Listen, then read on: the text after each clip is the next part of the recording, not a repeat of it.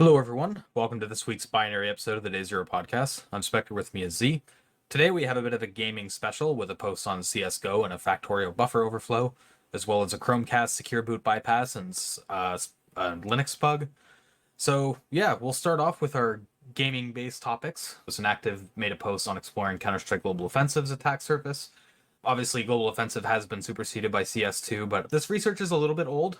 This was back from the research in 2021, but where it's the source engine and where it's Valve code, it's probably not changed very much anyway. So a lot of it is probably still relevant. I'll let Z get into it. Yeah, so I'm not sure I would totally agree with you on the CS2 aspect. So I genuinely don't know how the development of CS2 went. Was it? I guess they mentioned here in the post actually, CS:GO is built on the source engine. Did they do anything newer? Because I thought with CS2 they were going to something new. So CS2 does move to Source 2. That said, from what I've heard, Source 2 is not really that much different than Source 1, at least in some Copy of the and more paste and benign things like networking stuff and whatnot. I don't think that stuff has changed too much, right? yeah, So fair. Fair enough. I mean, if the networking code is given the fact that they found the issues, maybe it's not solid. It would make sense to kind of copy and paste networking code and focus more on the graphical aspects. Since the big thing there is, it is the game engine and kind of the graphical aspect of that kind of matter. So fair enough. Maybe it hasn't changed as much, but either way, they do go into quite a bit of the attack service overview, have various pieces of information about how that works, which I'm not going to get into. We'll get into what they did here, which looks like this is mostly just fuzzing.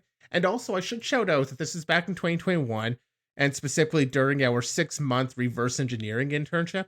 So, kind of sounds like a great way to spend at least part of their internship. They said, for approximately 25 days or, 5 work weeks, just doing reverse engineering or this sort of side project. I guess they do mention that this is a side research project different from the main subject, but they had the time presumably given to them to work on something like this, which is just kind of cool to see the company offering that as part of what they're offering in the internship. And there are a number of security companies that have that. I know we've covered actually posts from Trail of Bits before and their interns doing some research. So I don't know. I always like to see it and like to call it out when we do in case you're actually thinking about getting an internship somewhere, getting into the field that way. Looks pretty interesting to me as an option. yeah, Anyway, sorry, just jumping gosh, back really quick. I didn't catch this on my first read through. It was part of their red message banner, which for some reason it's red. It should stand out at you, but I sometimes skip it. So they do say that the code that was impacted here is no longer present in CS2. So maybe there's a bit more differences than I thought, but I mostly stand by my point still. But in this specific case, that vuln seems like it's not present in CS2 anymore, which is a little bit relevant because, as we'll probably get to after you cover the issue, Valve Valve bug bounty fun timeline stuff. There was a lot of back and forth on that, but yeah, I did just want to quickly mention that this isn't really relevant for CS2 on the vulnerability. yeah, fair enough. I mean, I don't know why, but yeah, I also just kind of glossed over the nice warning header at the top. Something about always seeing those cookie warnings probably just made me ignore this random box in the middle of my content. I don't That's know, probably what but it is. Yeah. um or just those random boxes that'll show up kind of made me gloss over it. Anyway, they've set up a fuzzer, I guess running AFL doing trying to fuzz. Looks like they focused on the file formats that could be shared between, or that they could cause a random client to download or somebody connect to their server. So in this case, the vulnerability was in a MDL file, which is one of their model files. And they talk after about 2 nights of fuzzing, they had around 100 unique crashes. So that does give you an idea of code quality here. Although the majority of them were just out of bounds reads, which had access from unchecked offsets, which is what they kind of call out, and did not look interesting, which fair enough. Out of bounds reads. Sometimes you get lucky and it's genuinely just out of bound read and it gives you that value back. But a lot of out of bound reads end up being they're going to read some value and do some other work based off of it. And unless you can catch the difference that happens between different values, they can be really hard to actually abuse without some sort of side channel where you can derive some of the information. Especially Yeah. remotely in games like this. Yeah, it's rough. So I mean, out of bounds read can be useful, but when it comes from a crash, a lot of crashes do end up not being super useful. Like they might be something you could do something with, but it's just so minor that it's hard to imagine just look for better bugs. In which case they, kept going and had another, or kept looking through their crashes at least, and had another bug that was an out of bounds write that looked more exploitable and more interesting. And they've got the code up here where I guess they've got kind of the couple files here showing different pieces of the code, but the main location where you actually have an issue is in this P Studio header 2 uh function. All it's supposed to do is just return you this Studio header 2 T, or type, and that is based off of, they have some this object, and it's just adding a index value into it. This index value comes from the model file itself. Taking a look at this file here, the P Studio header is calculating the offset, or the function is returning at some offset. That value is coming from the attacker. Offhand, I'm not sure if there was too much of a constraint on what this value could be. However, there was definitely a constraint on the value that would be written. So you'll see that this header 2 function that has this out of bounds is in this case a read, actually returning the object that then gets used by the set virtual model function, which takes in a void star pointer, and then it will set the somewhat controllable offset here, or at that offset to whatever that value is, and that value has 16 bits that are controlled by the attacker, and then the upper 16 bits of the 32-bit value are not controlled by the attacker. They'll just be 0 because of I believe it gets typecasted from like the 16 over to a unsigned 32-bit, giving you, rough control, or rough control over the value. You can definitely do a lot with that sort of out of bounds right, but it is a restriction having kind of the star with the null bytes, depending on what you try and do with this. Unfortunately, the exploitation of this bug, it sounds like, or to me, it sounds like they basically looked for the bug itself and just considered finding the bug that looks exploitable to be a win, and didn't go through with the full exploitation flow. So what ended up happening is they come back to this some months later. I want to say it was like, months after the initial vulnerability research. We've decided to look back into the only bug found looking viable for exploitation, and they dedicated a week to just trying to do that, which is looking at the exploitation of this, and they did not take it to full exploitation. They say it looks exploitable because you've got that relative, you're in the heap, so a relative heap out of bounds right with a somewhat controllable value. So there's definitely options for corrupting that, or for corrupting something with that. So they're looking at the exploitation. They talk about what like the normal sort of, or actually first they talk about even triggering this, where if somebody connects to a community game or community server, the server will provide like this downloadables list. The expected action would be that the client will download any missing resources from the server given this list. However, that will only happen if the configuration is, or of SV allow upload option is enabled, and that is not the default option as of February 2018. The default option is that won't allow that. However, most community servers require that clients actually enable that, so it isn't uncommon to see a client connecting to a server that would have that configuration enabled and allowing it to go forward. But they would use the downloadable list, provide a file, or provide their list of things, and they can add a model in there and indicate that they just need the bounds of that checked, which means for models. And when I say checking the bounds, there's two options: either it'll do just a hash or a CRC over the file to compare it, or consistency bounds. That option will load the model and perform some size checks on the actual model itself, which means it's going to parse the model in order to perform that bound check, meaning it will trigger, this parsing bug. So that's how they can get the remote aspect. Getting into the exploitation, they kind of talk about the typical steps needed for this. You want to be able to groom something so it's located next to, or at least reachable from, their relative right, gain a relative memory leak or something by overwriting like a size value in this object or a pointer in order to bypass ASLR, arbitrary memory read primitive, hopefully without needing to groom anything again. So if they can gain it out of the same object, that's kind of useful. But abuse those two things to get your arbitrary write or write while where primitive and gain code execution from there. Unfortunately, that doesn't seem to be the route that they actually would be able to go with what they found. They do a little bit of research into the possible primitives, where one of them being a heap spraying primitive. Fair enough. Looks like this CNAM message player avatar data is useful for spraying because player avatar information stays in memory, it's persisted there, and it can be of arbitrary size. So whatever size you need to spray in, you can get that with a lot of control over that value. But the other primitive they were able to find was just this write to a fixed memory location. The idea being that in the data section, G underscore size pre-localized menu string or sorry, SZ, so Hungarian notation there.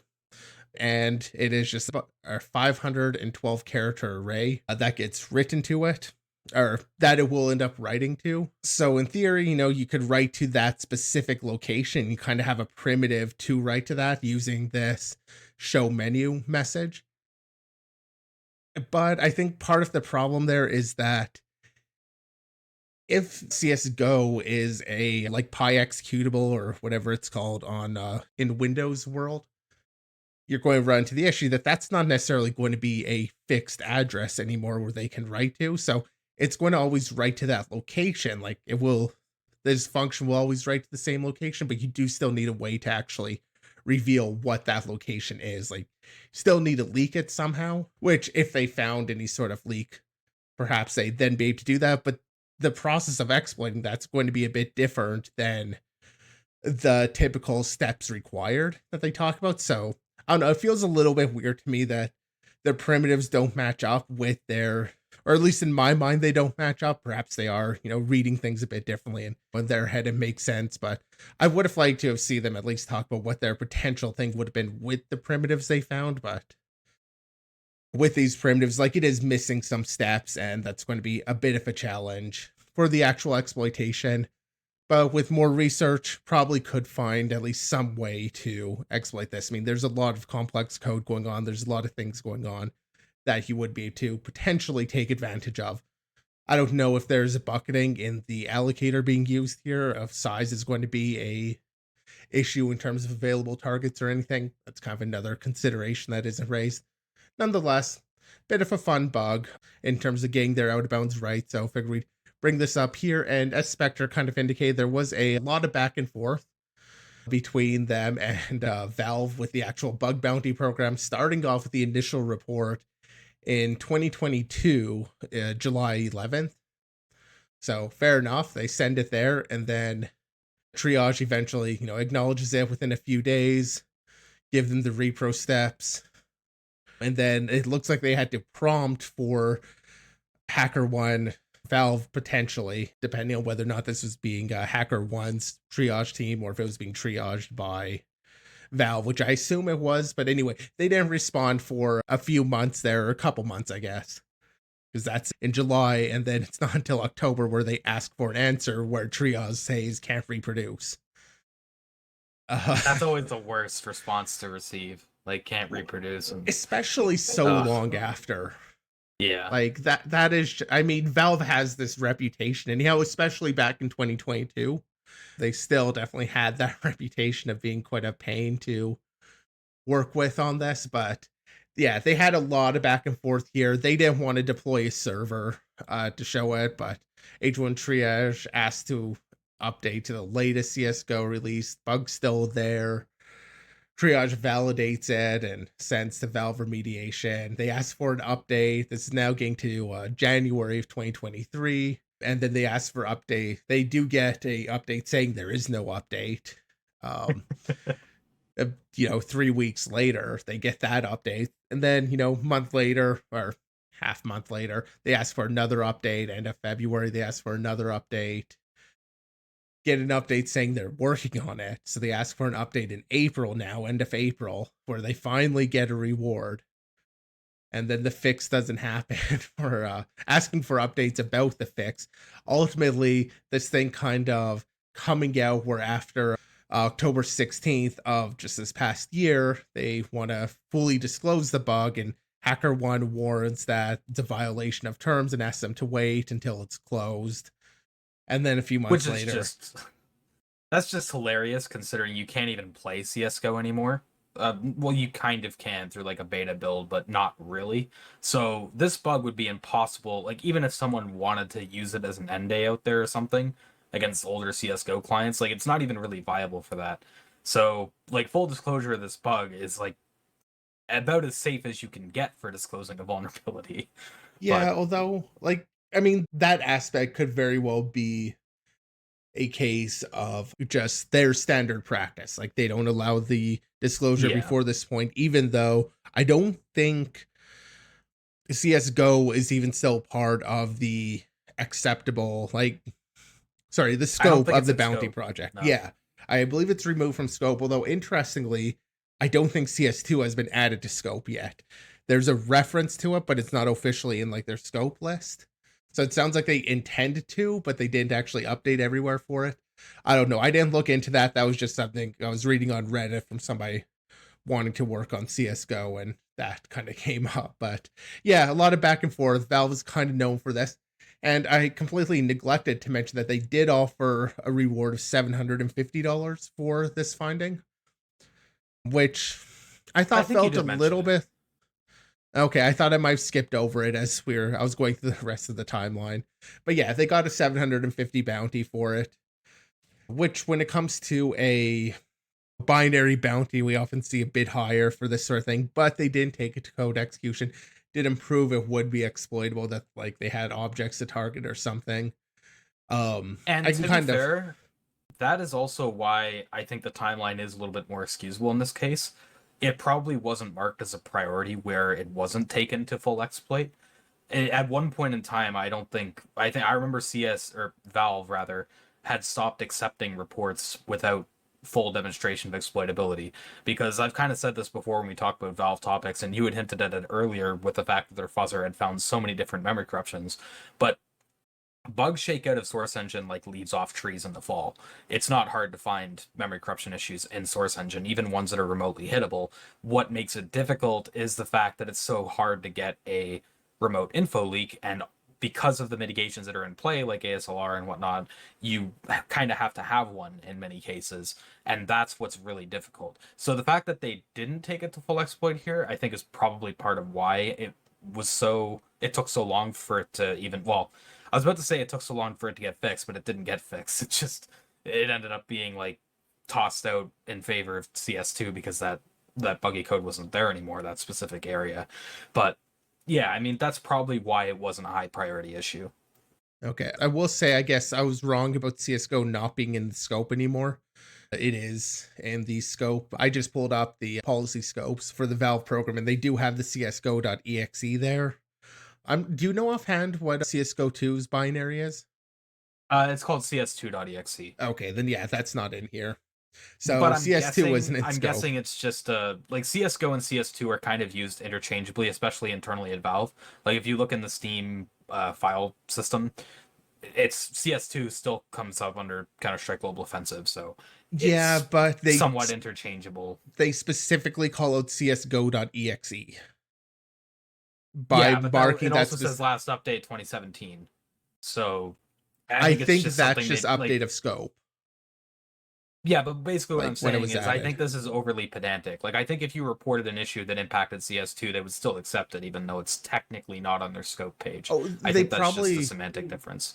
so I think they could, although a really important thing is the fact that, on H1, you do sometimes have, and this is managed by HackerOne also, you do sometimes have the triagers from HackerOne who are going to go look at the scope and be like, no, this is out of scope, close. And Valve isn't going to say, oh, we actually consider this to be equal or whatever. This isn't in scope.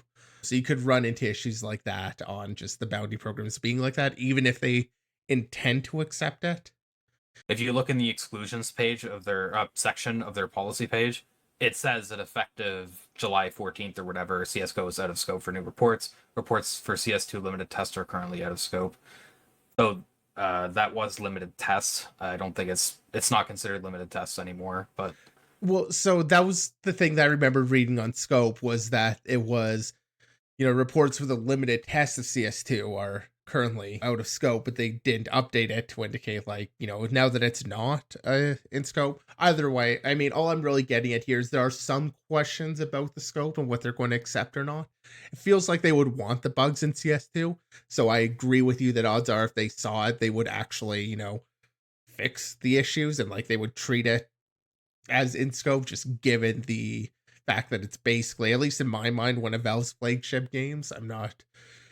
I mean, they have a it number of is, yeah. games, but like in my mind, one of the main games I know from them is the Counter-Strike series. So makes sense. There are some CS2 and Dota questions. 2 are their big things. Yeah, Yeah. The that's those are the big titles. main reason I actually wanted to bring this up, however, was just to see their payouts, to see where that 750 actually came in. And they do treat that as like for a medium, 750 is their, I'm not sure if this is max or base, but either way, 750 kind of fits in with what they offer as even the average bounty at the top of the page, 750. So fair enough. It's in line. I thought they paid out a little bit more, but maybe that was just an older thing, or maybe it's just like I said, for the criticals, for the things that we can actually, show are exploitable. Probably get more on that. So yeah, I guess actually something I just see on here is they do have reduced severity where it's a community server to client attack, which is exactly what this is, including malicious maps and textures from a community server. So that would also bring it down. So fair enough. Learning about the scope as we go here a little bit. And that makes sense. Where community server, we kind of skipped over that when we were talking about the bounty aspect of it, but the fact that you have to enable SV enable allow uploads is a fairly big factor to consider. That it would have to be like surf servers or something like that, not just your typical everyday community server.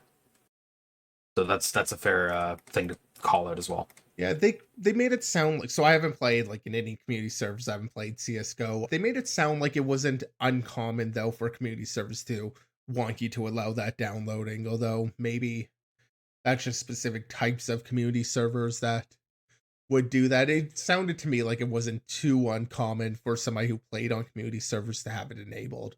But maybe It's I'm mostly going just to be reading servers that. with custom assets. So like surf servers will commonly have like completely custom maps and models and things like that, or like ones like that.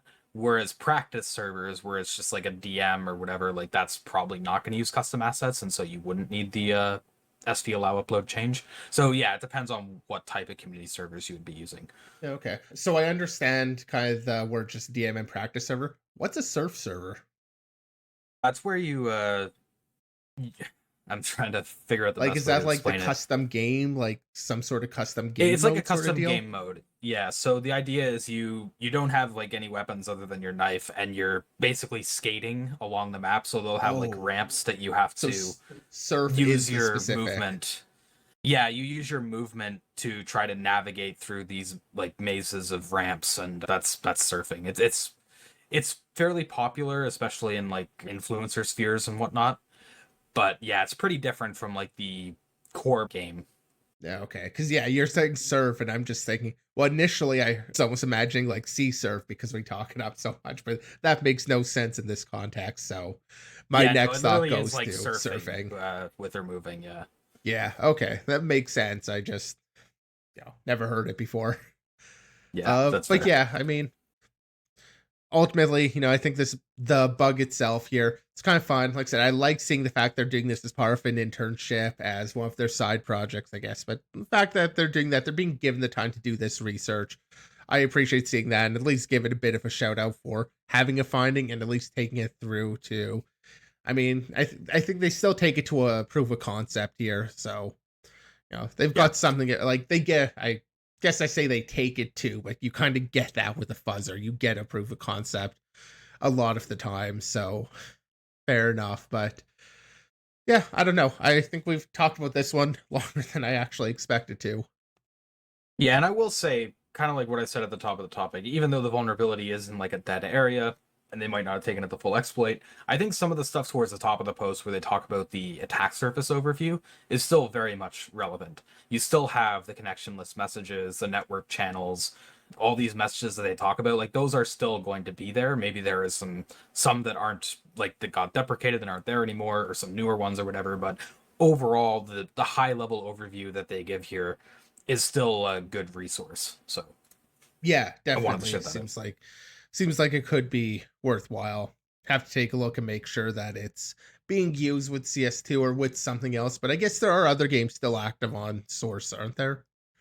Yeah, yeah, Yeah, there are. so fair enough. Like it's still there and still, usable information. Especially actually I think for other bugs that play your avatar. That is a that is a heap string primitive. Sounds like it's a pretty powerful primitive. Could be very useful in other exploits, just knowing that fact. I'm not sure if it's a novel thing, but the way they're presenting it here is that's just something that they went through to discover. So, I mean, sounds like that's a very useful primitive in pretty much any case where you need a heap spray. I mean, attacker controlled arbitrary bytes, except for the first 32 bits. Sounds like that's at least useful. There's useful stuff in here regardless. All right, so getting into another game issue that we have in the episode, we have a Factorio vulnerability. This was pretty cool to see because I play Factorio quite a bit, as some in our Discord might have noticed. So yeah, this was posted by Valentin Metz, and as you can probably guess, it is a save game based issue. They talk a little bit about reversing the Factorio binary and reversing its loading of save game data. Luckily, they have symbols and debugging information, so that it wasn't too difficult to reverse. Those weren't stripped out, which is not very surprising because Factorio devs are actually the Factorio devs are pretty open. I've even seen them occasionally stream them writing code and like working on the game's code base. And they also have like an open supported mod community. Like they're a very open dev team, so it's not surprising that they wouldn't strip out the debugging information here. Getting into the vulnerability though, the bug they found is in the loading of the property tree from the save game, where it'll take a data length from the save as an unsigned int, add one to it to allocate a buffer to pre-allocate the buffer to hold the property tree data, and then read it in. And as you can imagine, with that add one, there's an int overflow there where the value will rep back to 0 if you provide a really high value. And it turns out that Factorio's new allocator on a size of 0 will basically just add 1 to the size and allocate it instead of rejecting it, which results in a buffer of 1 byte in size. And when it goes to read the file data using the unchanged data size, it overflows. Because of the fact that this is a 32-bit value, it does result in needing to have the save that's 4 gigabytes in size, though that doesn't seem to be a huge problem. I will say in my playthroughs, I don't think any of my saves are even close to that large, but people do some crazy stuff in Factorio, so it's not a super unreasonable save size. Exploiting it is also pretty straightforward. The Factorio binary isn't compiled as position independent. You can simply set up a controlled pointer to hijack the instruction pointer and drop from there. The exploit and vulnerability isn't too complicated or anything, but I wanted to talk about it because I do love Factorio, as like I said, people have probably seen. And in general, it is a popular game with developers and reverse engineers and exploit devs. So that made it pretty cool. And the Factorio devs actually had commented on fixing this issue and some things around it on Reddit as well. I don't have those immediately available, but I'll add those as reference links for the show notes if anyone's curious. But yeah, just kind of a fun thing. Nothing super crazy with the vulner exploit, though. Yeah, I mean, one of the questions I kind of had on this one actually was that they kind of mentioned getting two crashes here. It sounds like these two crashes just happened with they give it their first step in trying to exploit this was creating a non-repeating pattern that they put into the save file. So 4 gigabytes of that big save file, get that load, and then they had a multiple crashes and multiple threads. So like a crash in one usually I thought would bring down everything with threads because these aren't separate processes. So they mentioned kind of having one crash here, and then if they keep going, they're getting another crash. So could be something with their handling, but one option here is that they very easily were able to adjust their inputs so there was no crash. The other option could be that the exploitable one just happens first. So when they kind of hijack things, they're able to clean up maybe or kill other threads and just kind of have their, main thread, or they don't care because they execute something else early. Actually, yeah, because their exploit does just do an xev on bin git flag, which I kind of appreciate. Like, I'm not sure if I have that binary installed, but it's a proof of concept. Fair enough. Always got to get the flag.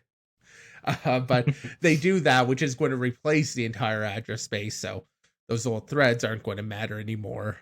But yeah, it just stood out to me that they had kind of multiple crashes here, and it sounded like these were happening like in the same area. Like it wasn't something they could just avoid by doing a different trigger or something. They have the one trigger and these multiple crashes. So stood out to me. There very well could just be like, I guess they could probably have a way of recovering on it. I just would have thought, once they get that seg fault, it would have just failed there. Yeah, my guess is they get the code execution before they become a problem and are able to set up a handler or something to deal with it. Or, like you said, they were just able to craft their payload in such a way that those other crashes didn't happen. They don't seem to comment too much on it, so we can only guess, but Yeah, like I it think those are doesn't sound reasonable like assumptions. it was any sort of issue to them because they don't bring it up as something they really need to care about. It's just as I was reading that, something like, well, shouldn't the crash bring things down? Of course, inside of a game engine, I wouldn't be surprised if they had some sort of processing going on to like try and recover or like do something with that. Like it's at least feasible to me within that sort of context. It just wouldn't necessarily fail directly, but yeah, it just stood out to me. It was kind of a question I had going through here. And yeah, their exploit's pretty straightforward. From that second crash, they had an indirect call with more or less controllable address. And ROP. Always got to have ROP. So, getting into a more complicated vulnerability, we do have a Linux kernel bug in the episode as well, which is an IOU ring issue that was reported by Jan Horn on Project Zero. So, yeah, this is pretty similar to a previous issue that we covered in IOU ring back in December, episode 226. So, it's fairly similar to that bug. And of course, it's IOU ring, which we've covered so many times, but here it is again. So, I'll let Z get into it. Yeah, it is IOU ring, although I don't want to spend too much time really talking about these specifics of IOU ring and what it's trying to do here, because it is getting into like the bug title here is that IOU adder map, so mapping a user address into the IO ring handles multi-page regen dangerously. So you're kind of getting into some of the lower level aspects of memory management that I don't want to talk a lot about, but the core issue kind of comes in two places. The key thing that it's trying to do is that, as I said, it's going to take a user base address, it's going to take some pages, and it'll potentially map that into a ring. If it's like a single page, if they have a comment here that this is normally going to be just a single page, and if the ring's small enough, they could use just a normal page, they're fine. But if they need multiple pages, the main thing that they want is that they need to be contiguous memory. And then they kind of misunderstand how, in a sense, they're misunderstanding how user space and their virtual addresses work. And they're also misunderstanding the return of this pin user pages fast call here. So, main thing that kind of happens here, pin user pages fast is going to return the actual return value itself is the number of pages that it actually pinned. And then it also has the page array, and that is a outvar, so or an out pointer where it's just going to write out pointers to the pages. So then they take that and they take a look at these pages that they tried. Or first thing they do is they just check, did we map all of the pages we were given? So they also have this NR pages. Is that equal to our return value? And if something went wrong and they come map some pages, they just bail. And then the other case is down here. They kind of go and compare, assuming that if they have kind of the multiple pages, they would expect that the first page or index 0 is going to be equal to the last page pointer in that array, which generally isn't actually going to be true because you have contiguous pages. The page pointers are like every page gets its own pointer, so or gets its own like page structure, which will have its own pointer, and thus the check doesn't really work. And that's called out in the post here that like this check is just wrong for two reasons. And what I'm talking about is the second point, it misunderstands how compound pages are represented. And then the first issue is just the fact that in user space, like you can create a mapping of pages in like that virtual address space that will start and end with the same page, and then in the middle of those pages you could have some other page mapped in there. It doesn't guarantee that it's all contiguous, but its check is only looking for that first and last page to be the same, so user space can actually get around this, and legitimate code that would be okay will just fail. It's a very naive check. And yeah, like that thing with being able to have the first and last page go to the same physical page, that's just because you can have multiple virtual pages that map to the same physical page. That's something that's very useful to have. Again, I won't go into too much of the paging like you said, but it's Yeah, very just naive with just only checking the first and last and just assuming the rest that are in the middle are going to be in the middle, like fit between the two different pages. But that's not a reasonable assumption. That can be broken. yeah, and the problem with this is just that because it thinks those pages are all going to be like contiguous and together, when it does allow it to be accessed then through IOU ring and maps it in there and tries to access, it's going to access it as an offset from that first page. And so if you give it an offset larger than the page, it's going to go into the next page over. And it's going to access it, or it's going to access pages that it shouldn't be accessing, including potentially read only pages or something like that, too. So pretty powerful bug there. So I didn't want to spend too long on, the internals, but it's just the reminder that just because the developer does something, they usually know the code pretty well. But when you're dealing with random systems, sometimes you make assumptions that just aren't correct. And it's always worth trying to validate assumptions that developers make. Because in this case, it comes down to just not quite understanding how pages get represented in this case and writing code based off of that false assumption, which is something you'll see elsewhere. In this case, it's a bad check in a very deep area, but and you would also think that, maybe this sort of bad check would be caught really quickly, but actually, I'm not sure how old this code was. Let me just check the blame quickly. Yeah, with IOU ring, it's you can't make assumptions on that. Yeah, because it's under active development, so it's probably not that old. Looks like it's about 8 months old. Yeah, fair enough. So fair enough. Not the oldest thing out there, but these checks can sometimes survive and not really be caught really quickly because, in this case, it's just failing, saying like that's not supported. So, they figure out another way to do what they're trying to and don't realize that actually it should allow this. Just it doesn't because it will just return like error invalid or whatever. It couldn't do it. As somebody using the API, I'd just be like, okay, well, I've got to find another way to do this then, or like this isn't working, doesn't like it, and I'd move on and wouldn't necessarily think, oh, this is a really core bug because it doesn't cause a crash or anything unless you actually set up the call in the proper way. So I don't know. It's one of those cases, again, don't necessarily need to think about all the deep paging aspects of this, just incorrect checks. Let these kind of subtle bugs come through that can be very powerful. And like this ability to work on read only pages, that could be a very useful primitive to have. It's a good reminder to like when you're auditing code to make sure that the check is actually performing what it's intending to do, because it's very easy, and I fall into this trap too, where you'll glance through code and you'll see a check and a comment and you just kind of automatically assume, okay, they're checking for this, move on to something else. It's Yeah, easy to like just like skip over that. yeah, like what you'll kind of read is okay, they check the bounds, they check this. And I mean, this isn't a bounds case exactly, but like you'll kind of read the code and just skip over what they're logically doing and not necessarily focus on the specifics of it. Yeah, it's easy to get into this headspace where you're trying to think of things that the developer hasn't, but you also need to check that the implementation of what they were trying to do is done correctly, even if they did think of it. So this is a good Yeah. reminder for that. Yeah, that's kind of what I liked out of this bug. 'Cause there were some other IOU rig bugs that I don't even want to get into that are just kind of too deep to or too technical to really apply elsewhere. But this, I feel like, even if you don't understand the paging, you can get that idea out of it. Yeah. All right, so our last topic is a post by ODS Security, and it's on a secure boot bypass in Chromecast with the Google TV, which includes some hardware hacking as well. So we love to see that when it comes around.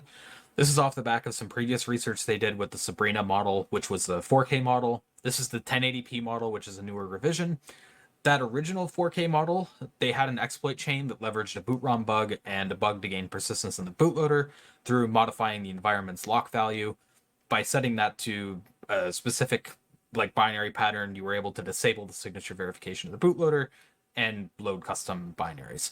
So those bugs were fixed. They needed some new bugs, but not only were the bugs fixed, Google also did some additional mitigation work on the serial side of things and on a few other things. So, for example, previously you could interrupt the boot sequence to get a U-boot shell during the bootloader execution, which allowed them to do things like modifying the environment. Although now they set this config auto boot delay value in U-boot to make it harder to interrupt the boot sequence. And they also state that Android shell itself isn't accessible as the Android console service isn't even started yet at this point. So that was the first thing they had to figure out. And they did find a way to get a U-boot shell. They don't go into too much detail on it in this post, and this is where the hardware hacking sort of comes into play. But they found that by shorting the embedded multimedia card, or eMMC's DAT5 pin at a specific time in the boot, they could basically fault inject it to have the boot pause, which would allow them to access a U-boot shell sort of like before. It would inject a delay, so to speak. Once they had that shell, they tried a similar trick as before, where they try to set that lock environment variable to value to change it. But they ended up discovering that there was more work done to mitigate that angle too. One of the other changes they made is that you can't change environment variables related to the lock state unless the device is marked as a developer board. And the way they determine if it's a developer board is by reading the on-die fuses. It's kind of funny. They actually double read the on-die fuses because they're worried about like fault injection around that as well. So that's not something you're easily going to be able to get around through software.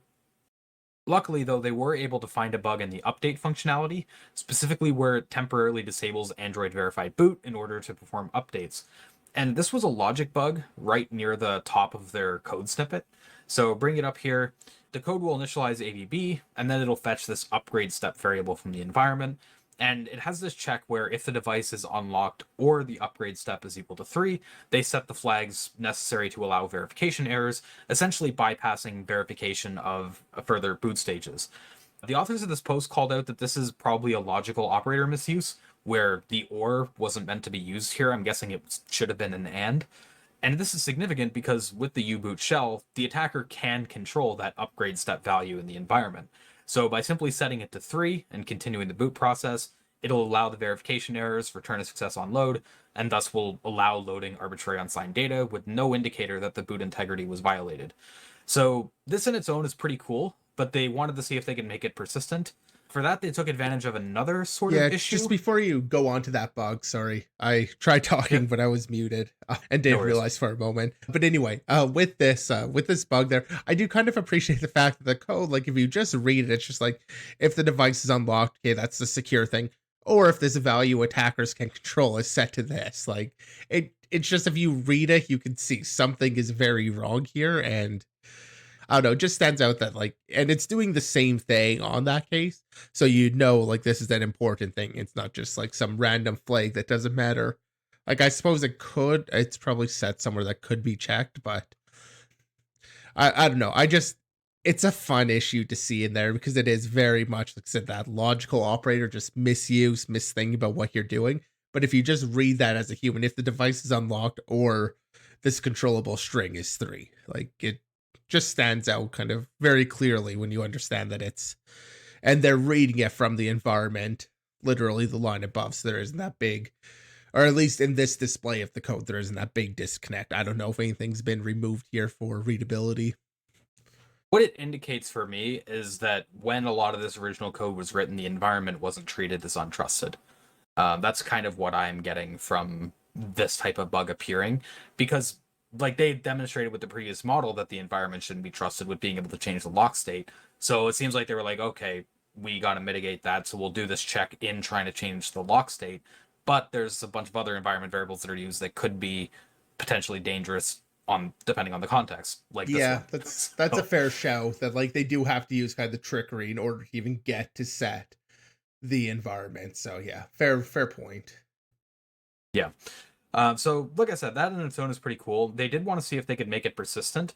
For that, they took advantage of what, in my opinion, is another issue, and that's the fact that U-boot will load this bootloader control block, or BCB, from the MISC partition, which is basically just a block of data that's passed directly to the U-boot shell. And they found that this BCB is not checked at all, really. Like, it doesn't seem to be signed or any like integrity checks on it. So they can pass in that setenv upgrade step 3 command in there, disable AVB for the next boot, and then in the init script, just continue setting that variable up for each subsequent boot to have a persistent root on the device. So yeah, as much as there is like a bit of a low level aspect to it and there is a bit of hardware hacking, the vulnerabilities here are very understandable. They're just like logical issues and just like not checking input data or Feels trusting it where they shouldn't be.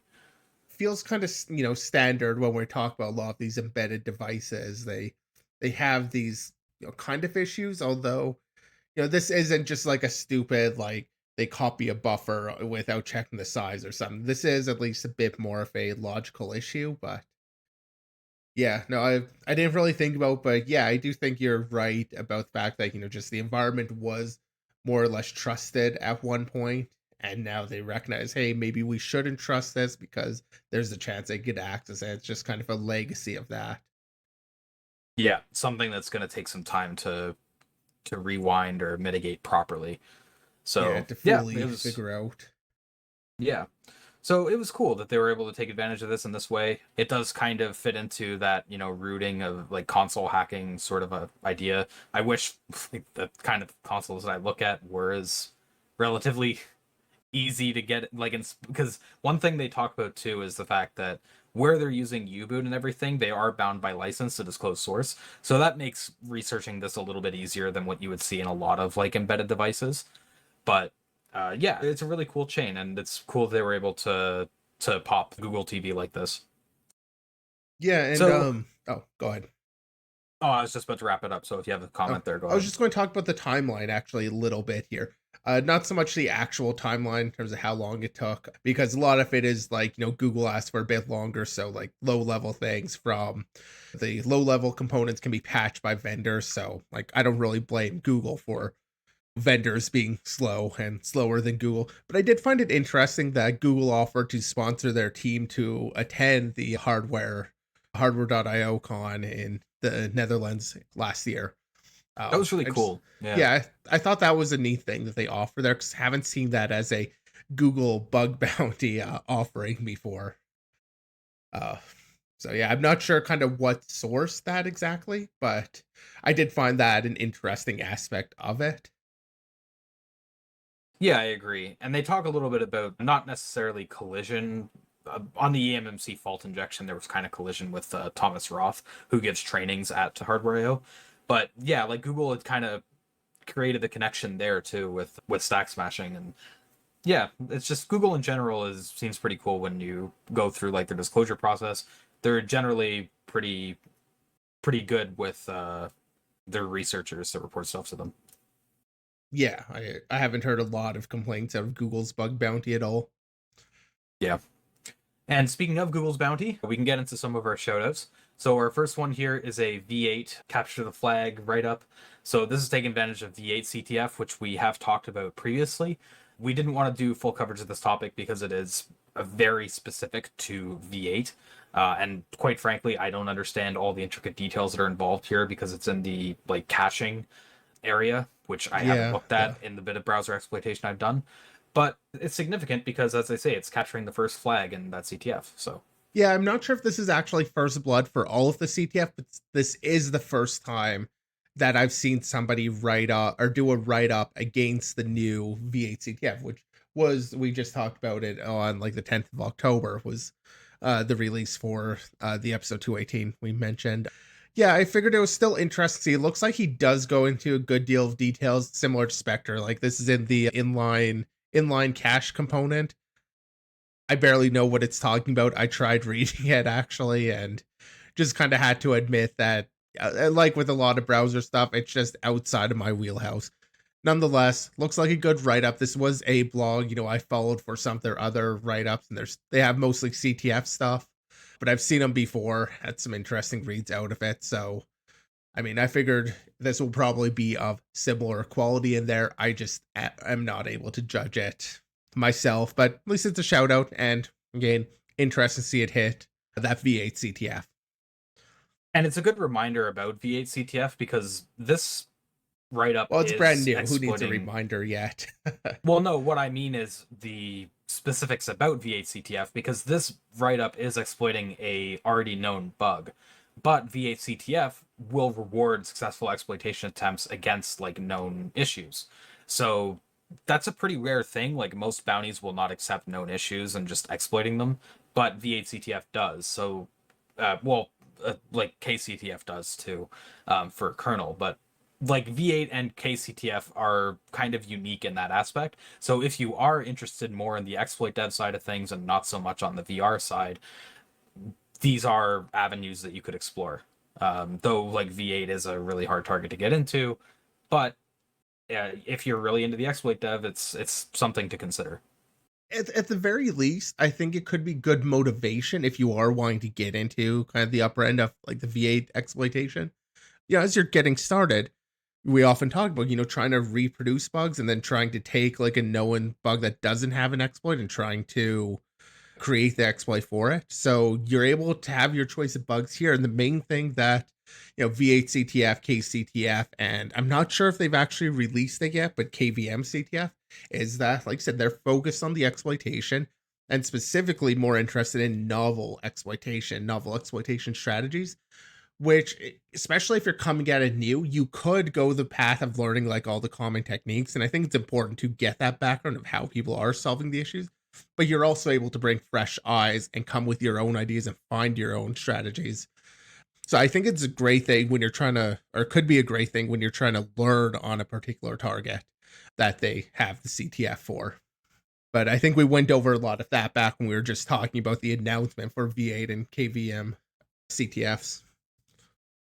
So yeah, I can't think of any other bounty program like it. Yeah, it's really cool for people who are into the exploit dev. Yeah.